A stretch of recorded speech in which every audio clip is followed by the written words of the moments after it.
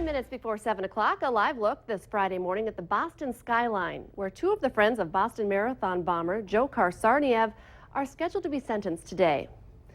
Azmat Tuzayakov was convicted last year of conspiracy and obstruction of justice for throwing Tsarnaev's backpack containing fireworks into a dumpster. Another friend was also convicted of lying to investigators. Hey, very good Friday morning, everyone, and thank you so much for waking up with the Valley today. Kyle Bosch here with Lisa Bedeau as we get started with non-stop news and weather all the way up to the top of the hour to help you plan your Friday. And we are starting with developing story that we're following from Fargo. We're hoping to hear more today from Fargo police about that officer-involved shooting that sent a robbery suspect to the hospital. Investigators say the man robbed the downtown Howard Johnson Hotel at gunpoint yesterday afternoon. Police caught up to the man at a gas station just a few blocks away, and that's where officers and the man got into a shootout. Investigators from several agencies are now involved and plan to release the suspect's name today and the two officers involved. The officers have been placed on administrative leave until the investigation is complete. Fargo and West Fargo police are investigating the case of a baby found unresponsive at a West Fargo daycare. Police say that the injuries to the child appear to have resulted from being shaken or being dropped. Now, the child has been on life support at a Twin Cities hospital since Monday afternoon, and now the family of baby Owen appears to be planning for organ donation. Their Caring Bridge website says that in part that Owen's final gift to the world will be to help other children in need by providing his material shell to heal others.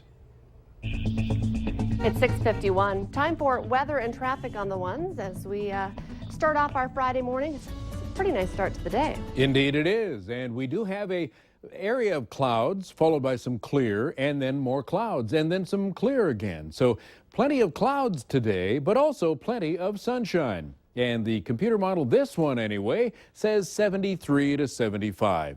If you hang out underneath some sunshine for a while, I believe you'll end up with 77 for the top temperature for the day. So all in all, a pretty fine Friday.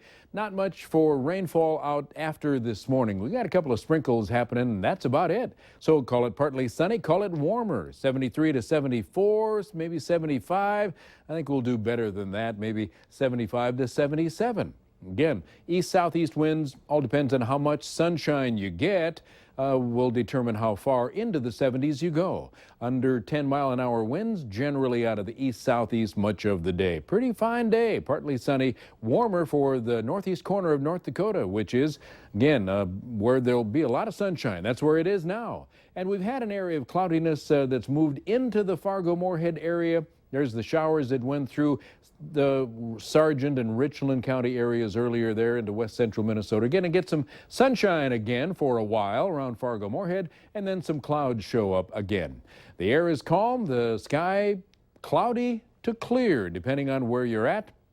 And the temperature is 61. Fergus is the warmest. Grand Forks, again, a few clouds, 56. The air is calm. Fargo-Moorhead, cloudy overhead, but some clear coming, and 56 degrees. Let's get a traffic update now from Al Ahmed. Good morning, Mick. Good morning, everyone. Moderate traffic out here on Interstate 94 this morning. Surprisingly so, to be perfectly honest with you. It's much more light than I'd expected it to be, and that it normally is this time of day. Travel speeds 60 to 65. That probably nails it pretty close. On Interstate 29, the traffic is a little bit heavier, particularly northbound. And a reminder that we have that stalled pickup on the southbound Interstate 29, just south of 19th Avenue, between 19th and 12th Avenues North. Make sure you're looking out for that. Drive carefully today, as always. Al Ahmed, Valley Today traffic. A West Fargo teacher suspended after allegations he had a sexual relationship with a 17-year-old student could stand trial a second time on some of the charges originally filed against him. A judge has ruled the state can retry Aaron Knodel on 2 of the 5 counts that did not have verdicts, but the not guilty verdicts stand for the other 3 counts. It's now up to the prosecution whether to pursue a new trial against Knodel. The new jury trial would start June 23rd. Defense attorneys say a second trial would be double jeopardy, a clause that prevents people from being retried for the same crime. Funeral arrangements have now been set for a West Fargo mother who was killed in a murder-suicide over the weekend. Sharon Rick will be remembered tomorrow at St. Anne and Yoakum Church in Fargo. Visitation is from 9 to 11 a.m. with the funeral to follow. West Fargo police say that Sharon's husband, Lance Rick, shot Sharon, then killed himself at her home on Saturday. Some people staying at a hotel in Fargo got a rude awakening this morning. Fire crews responded to a call around 5:30 of a broken water pipe at the Hampton Inn, which is just south of I-94. Yeah, fire crews say that they did find some flooding caused by a hot water pipe that broke on the second floor of the hotel, and some people who were staying there did have to be moved because of the incident. Fire officials say a cleaning company will be by later today to get rid of the water that was left behind.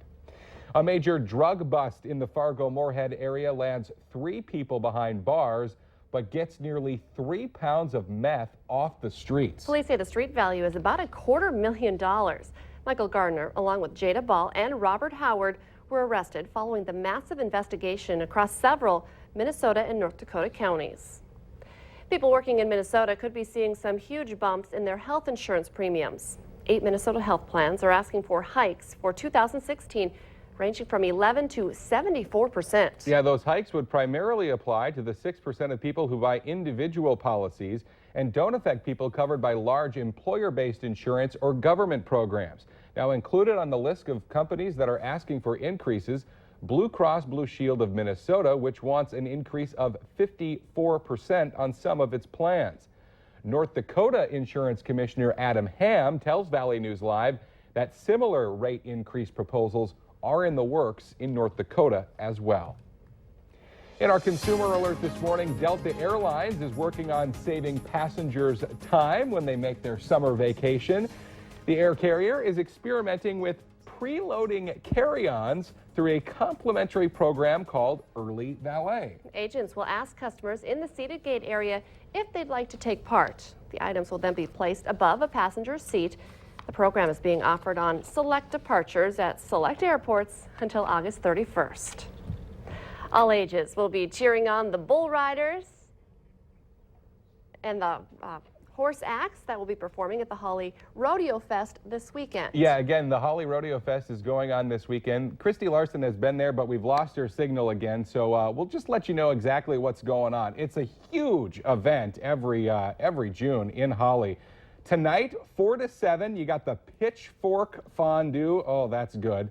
Then the PRCA Barnes Rodeo going on at 7. A bunch of events tomorrow, including a 5K run. There's the street fair, kiddie parade, and more rodeo action tomorrow night. To get all the details, including times, information about how you can get involved in prices, we have a link posted at our website, valleynewslive.com. All you have to do is click on the hot button. And I was flipping through that already during one of the commercial breaks, just kind of checking out the schedule. It is up on the hot button already, so Yeah. Fun for the whole family. And maybe tonight a little bit better. Could get some weather tomorrow. I know Mick will have a little bit more on that coming up, but certainly a fun weekend event for sure. Protesters are making their way to St. Paul for a demonstration against pipeline transportation of the heavy crude oil known as tar sands. Among them, about a dozen North Dakota Sierra Club members. They say the whole region should be concerned about pipelines and their impact on the environment.